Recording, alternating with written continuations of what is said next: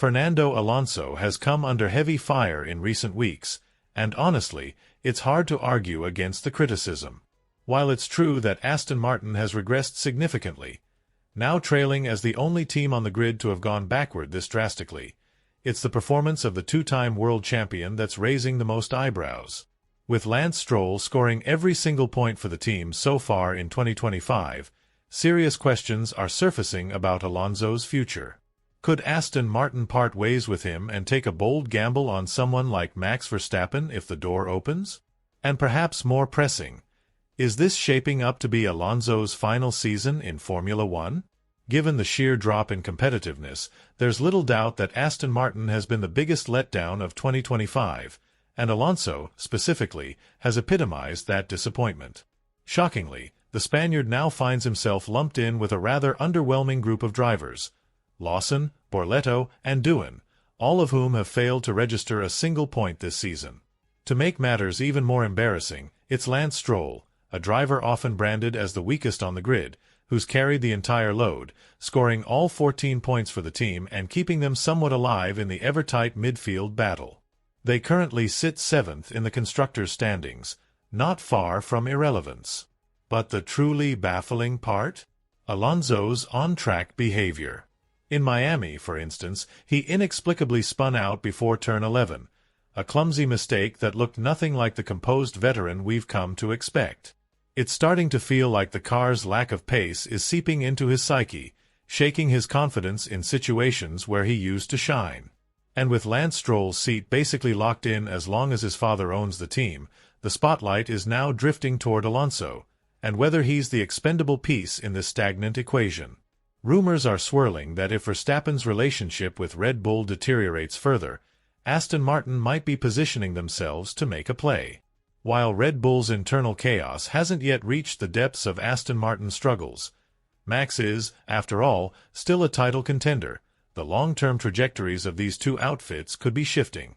Aston Martin has big plans for 2026, a state-of-the-art wind tunnel, cutting-edge facilities in Silverstone, the full commitment of Adrian Newey, and the arrival of Honda Power. It's a blueprint for transformation. But whether Alonso is part of that future remains one of the most pressing questions of this season. Meanwhile, Red Bull is preparing to enter the next era of Formula One with an in-house power unit project, developed in collaboration with Ford. However, Christian Horner's last-minute push for a regulatory adjustment raises eyebrows. It's a sign that the team might not be entirely confident about their readiness for 2026. That uncertainty could be just enough to make Verstappen consider a future elsewhere. And if he does, only a handful of teams are realistically positioned to snatch him up, Mercedes and Aston Martin being the frontrunners. Mercedes has publicly backed its current driver lineup, at least for now, assuming they stick to their word. But Aston Martin? That's a different story. While they've expressed satisfaction with the duo of Lance Stroll and Fernando Alonso, recent performances from the veteran Spaniard suggest the team could be leaning toward a different path. Alonso hasn't claimed a race win in over a decade, 12 years to be precise, and this season has proven they're nowhere near fighting for titles. Even Fernando himself has admitted they're not competitive and fans should prepare for disappointment. But when you consider that Stroll has already collected 14 points over 7 races, there's simply no excuse for Alonso, who racked up 8 podiums just last season, not to be performing at a similar level. Instead, he's struggled, both in pace and predictions. After the Jeddah Grand Prix, Alonso offered a brutally honest assessment of the AMR25, stating, "I gave it everything out there. It was tough to match the pace of the cars ahead. We just weren't quick enough. P11 is probably the worst place to finish, and we'll have to get used to that. Scoring points this year is going to be a real challenge." What stood out, however, was Alonso's recent comment about his future in the sport. He stated he would continue racing only as long as he felt competitive. And that's where things get interesting, because right now, he clearly isn't. This might be the beginning of the end for the two-time world champion. When questioned further about retirement, Alonso reiterated what he said before. "Even last year when I extended my contract, I said I'd keep driving as long as I felt fast, competitive, and the team needed me behind the wheel. Yet, he also hinted at a future beyond racing, saying, "My contract with Aston Martin is longer than my driving career. I'll be part of this team for many years to come, in another role. And if that means helping us win a world championship, even without being in the car, I'll be incredibly proud." That statement paints a crystal-clear picture of Alonso's current mindset.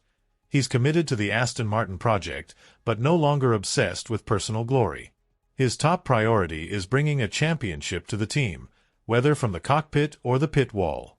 And the potential to do so may be massive if Verstappen becomes available. Should the four-time world champion decide to walk away from Red Bull, Aston Martin could become the most attractive destination, especially given the arrival of Honda engines and Adrian Newey at the helm of development. Of course, Mercedes remains a strong contender for Verstappen's signature, but so far, there's no concrete sign they're prepared to ditch George Russell. Still, that could change instantly if Max signals he's open to talks. So the real question becomes, will Aston Martin shift Alonso into an ambassadorial or managerial role sooner rather than later?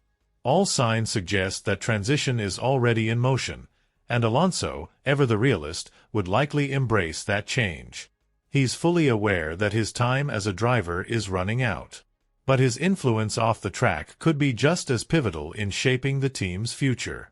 With Newey's vision, Honda's power, and perhaps Verstappen's talent, Alonso might help orchestrate a title-winning era, one he doesn't necessarily have to drive in to claim as his own. Even when Alonso was directly mentioned as a potential replacement for Verstappen, the two-time world champion responded in a rather telling way. Instead of dismissing the idea outright, he welcomed the possibility with notable grace. Alonso expressed genuine satisfaction that a driver of Verstappen's caliber was being linked to the team. Addressing the growing speculation, he took a diplomatic stance, subtly leaving the door open for someone he clearly respects, stating, "I don't think Max is coming to take my seat. I have a contract for next year, but I'm aware of the rumors." It's actually great for the team. When a world champion is being associated with your organization, it shows people are paying attention. Mercedes, Ferrari, Aston Martin, those are the names being discussed. That speaks volumes about the project we're building and the future we envision here. Meanwhile, voices within the paddock are already hinting that Aston Martin might be ready to make an aggressive move. One of those voices is Juan Pablo Montoya, who firmly believes the team is going all in to try and lure Verstappen with the full weight of its resources, possibly even offering a record-breaking deal that leaves no expense spared. Though Max has never been known as someone driven by financial gain alone, the groundwork being laid in Silverstone, new facilities, cutting-edge infrastructure, and a long-term plan, signals that Aston Martin is dead serious about challenging for championships. Commenting on the lucrative offer reportedly being prepared for Verstappen, Montoya added, "I'd be shocked if Max is still with Red Bull next year. He's got two clear paths: chase more titles or chase a fat paycheck and maybe win along the way. If he wants to win no matter what, he'll go and convince Toto. But if he wants to win and make a fortune, then he'll talk to Lawrence Stroll and join Aston Martin." Still, everything hinges on one variable: Max Verstappen himself. All these high-level negotiations and hypothetical deals will remain just that, hypothetical, unless he decides he's ready to walk away from Red Bull. But with the current chaos swirling around the Austrian camp, that scenario feels less and less far-fetched. It's no secret that Verstappen has endured more than his share of internal drama at Red Bull. Now, with growing rumors that Christian Horner may be nearing the end of his tenure as team principal, one has to wonder if Max is also nearing his breaking point. The updates aren't delivering, the outlook for 2026 is murky, and perhaps most importantly, Verstappen has made it clear he won't stick around if the team stops being competitive. He's not here for nostalgia, he's here to win. So the reigning four-time world champion faces a tough call. If Red Bull can't guarantee him a winning future, seismic shifts could be on the horizon. Shifts that might redefine the entire sport. With that context, the questions start piling up. Will Alonso step aside to make room for Verstappen? Could he transition into an ambassadorial or strategic leadership role within the Silverstone-based squad? All signs point to that being a real possibility. What's clear is that Alonso, ever the pragmatist, has already acknowledged that his racing days are numbered. But if he's truly committed to bringing a championship to Aston Martin, whether as a driver or from behind the scenes, his legacy could live on in a different but no less significant way. So, what do you think?